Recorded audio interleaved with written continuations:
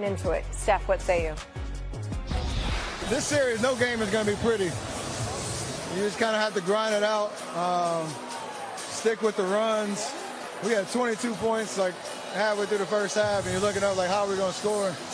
You just stick with it and make the right play, and then shots started to fall. And we made a really good defensive stand. Draymond was unbelievable. Everybody who came in stepped up and replaced Jimmy, and hopefully he's back soon. He's Steph Curry. He's one of the greatest players of all time. He's 37. He's one of the most well-conditioned athletes I've ever seen in my life. To play 41 minutes against that kind of defense, to hit big shots, to only turn it over twice against that kind of pressure, he was brilliant. It was just talking. You know, he can't really do much of anything else, so talking is his only way. All right, we got Perk back here with us. Look, the Rockets had a tremendous season to get the number 2 seed. They earned it. They deserved it. But dudes are young on that squad, and they're facing a team led by Steph Curry that is full of playoff experience. How can Houston overcome that disadvantage they have in playoff experience? Well, Eves, they're going to have to make shots, right? And I think Steve Kerr did an excellent job of figuring it out to make the game easier for Steph Curry, taking them off the ball, running them off a pin down. So now they got to figure that out. I thought Steph tonight was dominant and the best player on the floor. Hell, he's the best player in the series. And it wasn't just the 30-plus points. It was the assists. It was getting in there in the trenches and grabbing rebounds. So when I'm looking at the Rockets, their Achilles heel all season long has been that they can't make open threes. And I thought Draymond Green tonight, by the way, was huge. He has been struggling, only averaging 6 points for the series. Şengün had been cooking him and everybody else, and all of a sudden, when they needed him the most, he put the clamps on Şengün late in the game to help secure and help the Warriors get Game 3. Yeah, if you're the Rockets, you got to feel some type of way because you didn't win a game and Jimmy Butler didn't play for Golden State, and now they got a 2-1 series lead. Get Perk here on SportsCenter. Expected to be that dude. But when I see a stat that shows me that without Steph Curry, you were able to beat the Houston Rockets twice. When I see Houston struggling offensively like they did in Game 1, although Jalen Green came back in Game 2, one of only 6 players to play all 82 games this year, dropped 38. They're like 14-1 when he scores over 30 in this year. So he's got to play too. But I'm looking at Golden State, and I'm saying, if Kuminga shows up and plays big, that could mean so much more because we know Steph's going to be there. We hope that Draymond will. We know that Jimmy Butler eventually is going to be back. But Kuminga stepping up, you don't have to rush it. And that's what I'm looking at. Kuminga has started in 3 playoff games for the Golden State Warriors entering tonight, all in 2022. But it's Steph Curry back in Golden State, back in Chase Center. What can Houston throw at him here without Jimmy Butler? Because we harp on those non-Steph minutes in particular. Well, I mean, because you look at the Rockets and what are they loaded with? Defensive wings, the most important position in the NBA. If you look at all the teams that have success, they have the wings, right? And they get physical with Steph Curry, starting with Dylan Brooks to Amen Thompson to Tari Eason. They have multiple bodies that they could throw at them. They touching them up. They're not giving them free lanes to move and run. They're staying connected to them. And look, it's going to be hard. Others are going to have to make shots. Look, they even tried the high pick and roll right here. And even then, look, staying connected. At this point, you're being guarded by Şengün and Jalen Green. And look, great switch out right there. Great closeout by Fred VanVleet. This Rockets have an identity. They have a culture. Shout out to Dylan Brooks. And shout out to Ime Udoka for bringing that. But I expect Steph to have a big one. Well, he applauds the physicality. I do. I just don't applaud them talking about it. Because I think as a young team, you're attracting some unwanted attention from the officiating, which to me doesn't bode well for a young team. I know that Dylan Brooks is a veteran. I know VanVleet is a champion and a veteran. But for the most part, they're a young team. And I worry about that when Ime Udoka came out and he spoke about it. Again, I don't have any problem with the way they're playing. I don't have any problem if they live on that physicality.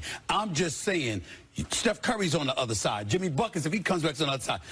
As the series wanes, they'll get calls, particularly when you're talking about how you got to hang your hat on physicality because you think that gives you the best chance to win, and it goes against what the NBA likes for the most part. Right. I do worry about that. Defense has never been an issue for this Houston Rockets team, but offense, we've wondered at times where that scoring is going to come from. In Game 2, it came from Jalen Green, 38 points for him, and he said in Game 1, you know what, the lights were a little bright. I wasn't necessarily used to this stage. He needed to get used to it a little bit. How does he follow up that kind of performance playing on the road here? By showing the same level of aggression, period. You know what? You're a guy, listen, by all indications, he wants to be in Houston. We all heard the rumors about KD. We all know that Houston's got a couple of assets that the Phoenix Suns would like to get their hands on. Well, guess what? Why should the Houston prioritize wanting to keep you if you went to bed like you did in Game 1? That dude that we saw in Game 2, that was Jalen Green, is the guy that the Houston Rockets love. That's the guy that the Houston Rockets will want to stay in H-Town. You see this opportunity with Steph Curry and those boys coming at you, especially with Jimmy Buckets being out. That's a prime opportunity for you on the road, feeding off your performance in Game 2 to remind the world it ain't no fluke, and neither are you. Go out there and handle your business. I agree, but this is Dubstock Live, brought to you by Mancini Sleep World. He's Dalton Johnson. I'm Gareth Burke. We're out here at the Gatehouse. The series moved Game 3 back to Chase Center, and the Warriors they took advantage of this home court advantage. You could hear the crowd tonight on a night where the Warriors needed a little extra something because Jimmy Butler was not in the mix. When you learned that he was questionable, of course, with that deep glute contusion and sore pelvis, and he walked up to the building like this in the fur coat. What were you thinking when Jimmy wasn't going to play? Will he, won't he? Who knows? Well, we knew that on a game when you don't have Jimmy Butler, who is going to be that Robin to Steph Curry, of course. Steph Curry put on his hero's cape, put on an absolute show for Dub Nation at Chase Center with his 36 points. But Buddy Hield, what a great game from him coming off the bench. After what he did, he was almost kind of the missing man in the first two games. It was easy to forget about him, and tonight was where he showed why Steve Kerr, throughout the season, throughout highs, throughout lows, has remained faithful with Buddy Hield, knowing that he could have a game like tonight in Game 3 to give that 2-1 series lead for the Warriors. Yeah, 5 threes for Buddy. We're going to talk about Buddy in just a minute, but the question is, well, when is Jimmy Butler going to play? And it's looking like it's going to be Game 4. Here's Anthony Slater saying, you know, the medical team held him out, gives his body 2 more days to heal. That makes sense. Now, without Jimmy tonight, you know, we've listened the last 2 months to the Warriors talk about how much Jimmy Butler has impacted winning. They are 25-7 with him in the lineup, and you got to think, well, we need somebody to be the Robin, or we need a whole nest of Robins tonight. But actually, Steph Curry is like, well, I can put that weight back on my shoulders, and this turned into a Steph Curry game. Yeah, it sure did. And I think that Steph Curry, the start of the game, when he's getting those blitzes, when he's getting the double teams and everything, of course he's prone to make the right play, the smart play, right? Pass out of it, get his guys going. There were times early on, to be honest with you, I think that Steph was overpassing, almost passing a little too much, especially when you don't have Jimmy Butler. He had to get going. We talked about the third straight game where the Warriors only had 18 points in the first quarter. Then that second quarter, the filling out, that was over for Steph Curry. It was time for him to show up and say, no, I need to take over. The second quarter on is when the Steph Curry show really started to form here in front of the Warriors fans. And from that point on, there was just no slowing Steph down. Well, this was a slow start for everybody in this game. Only the 18 points in the first quarter. I think Steph only had 2, but then he starts to cook in the second. Then he starts to cook in the third. And you can see with his minutes total, actually, I know he was the leading scorer in the game, but it was his minutes total tonight, 41 minutes, that told me the Warriors approach this as a must-win game. They're not going to say that. You can't say a Game 3 is a must-win. You know what I mean? But they had to approach it like, without Jimmy, the Rockets have to be licking their chops. And the Warriors responded. The Warriors got this win. And, of course, everything went through Steph.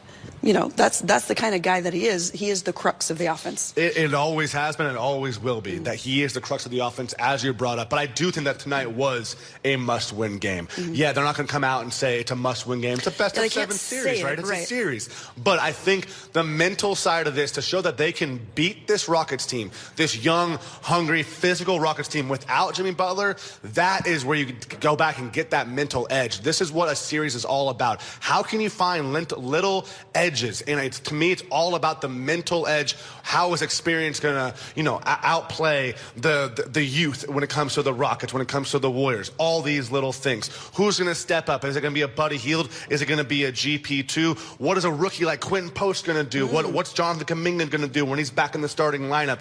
These little opportunities, you got to be able to take advantage of it. And people like Buddy Hield and GP2 did exactly that for Steph Curry. Again, with Steph, only 2 turnovers, which is incredible in in 41 minutes with the way he's defended, especially because what did we see in the last game? Was it 5 turnovers in the last game? Yeah, it was either 5 or 6 for Steph.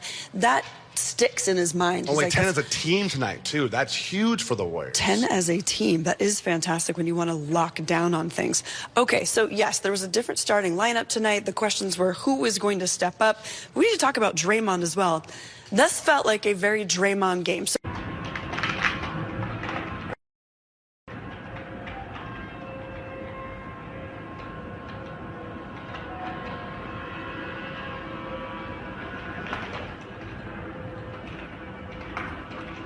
Xin chào cả mọi người đã quay trở lại với kênh của mình. Hôm nay mình sẽ hướng dẫn các bạn làm vòng tay với tiêu đề con lợn.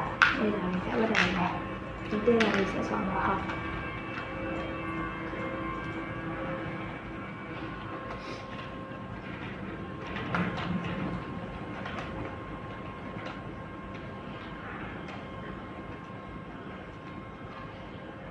Đấy, mọi người